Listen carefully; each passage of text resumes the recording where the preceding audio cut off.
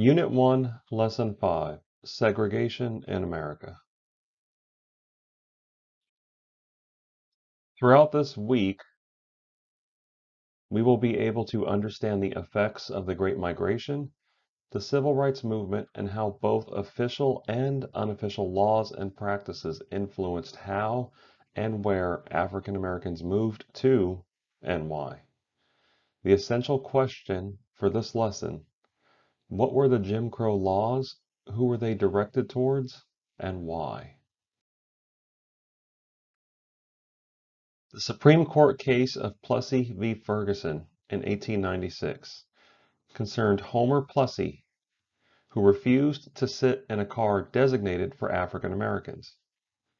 He had bought a first-class ticket, and Plessy argued in 1892 that the 14th Amendment protected his constitutional rights of equality. The Supreme Court decided in 1896 to deny Homer Plessy's case. This was an example of de jure segregation, which is segregation by law. The Supreme Court stated that the 14th Amendment rights only apply to political and civil rights, like voting and jury service, and they do not apply to social rights of equality, like where to sit on a train car. This created a legal distinction between white and black access, and that it was constitutional or legal, where equal services must be offered, but they were rarely equal in reality. This political cartoon is a prime example of the separate but equal services and opportunities commonplace during America's segregation era.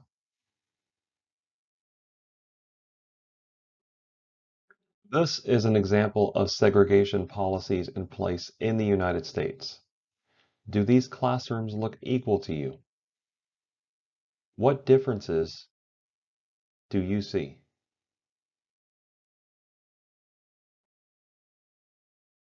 The types of segregation. De jure segregation, which we talked about in the Plessy v. Ferguson case of 1896, was segregation by law. This led to the Jim Crow laws in the South and led to separate but equal policies, while de facto segregation was segregation by custom or practice. This type of discrimination was seen throughout the United States in the form of economic opportunities and the types of jobs available to African Americans versus the types of jobs and opportunities that were available to white Americans. De facto segregation also played a role in the discrimination in housing opportunities for African Americans. Forced relocation, unequal living standards, and extreme poverty were prevalent in the South. Racial residential segregation, in fact, doubled from 1880 to 1940 because of de jure and de facto segregation. Examples of Jim Crow laws were the legal segregation of marriage, where interracial marriage was outlawed, and the segregation of schools, as we saw in the photos earlier. This also applied to the segregation of hospitals and cemeteries and restaurants and parks, both local city parks and state parks, and of entertainment, and in the military and housing, public transportation made famous by Rosa Parks and the Montgomery bus boycott, but also of professional sports, where it would be nearly 80 years until baseball was integrated by Jackie Robinson of the Brooklyn Dodgers. Another significant court case in the history of segregation was the Brown versus Board of Education in 1954. A Supreme Court case ruled racial segregation of public schools was illegal, was unconstitutional, when Oliver Brown sued to allow his daughter, Linda Brown, to attend an all-white school in Topeka, Kansas. Oliver Brown brought his case in 1952, and it was joined by 4 other similar cases of the time in the Brown v. Board of Education ruling. The case was argued before the Supreme Court by Thurgood Marshall, a prominent African American lawyer and activist and champion of civil rights. The case became a cornerstone of the civil rights movement, and that it helped end separate but equal policies. But not all states complied. Local and state defiance is best exemplified by the state of Arkansas. After the Brown versus Board of Education ruling in 1954, the Supreme Court issued a second opinion on the case in 1955 that said all future matters of desegregation are to be handled by local and state courts and will not be brought before the Supreme Court again. One such case was in Little Rock, Arkansas in 1957, when Governor Orville Faubus used the National Guard or state military to block African American students from entering public high school.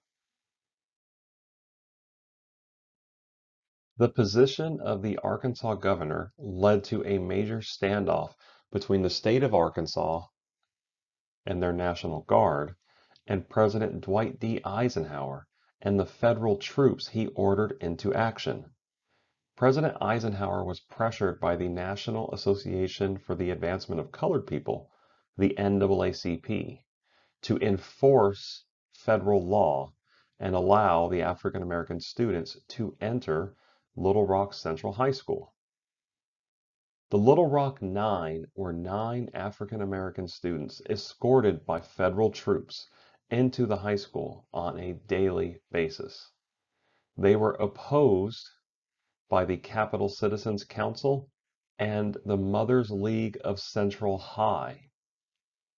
The picture shows one of the Little Rock Nine students surrounded by these opposers. Some were parents of white students.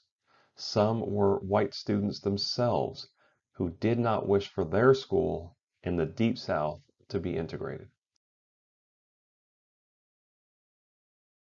Despite the virulent opposition, 9 students registered to be the first African Americans to attend Central High School.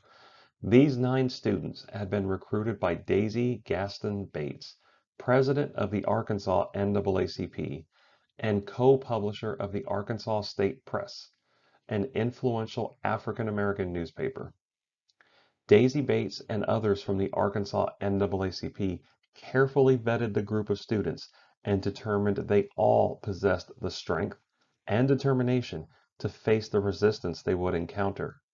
In the weeks prior to the start of the new school year, the students participated in intensive counseling sessions, guiding them on what to expect once classes began and how to respond to anticipated hostile situations.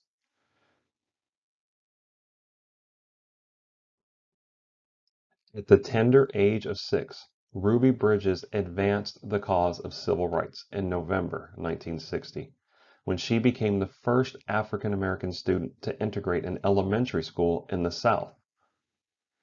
Ruby was forced to take an entrance exam to enter the school as a first grader. All African American students were, and only 6 students passed the exam. Ruby went on to attend William Frantz Elementary School in New Orleans, Louisiana. Segregation and violence in America. Emmett Till was killed in 1955. He was a 14-year-old boy from Chicago, visiting family in Money, Mississippi.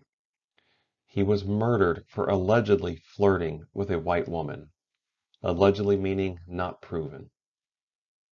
His assailants, the white woman's husband and his brother, made Emmett carry a 75-pound cotton gin fan to the bank of the Tallahatchie River and ordered him to take off his clothes.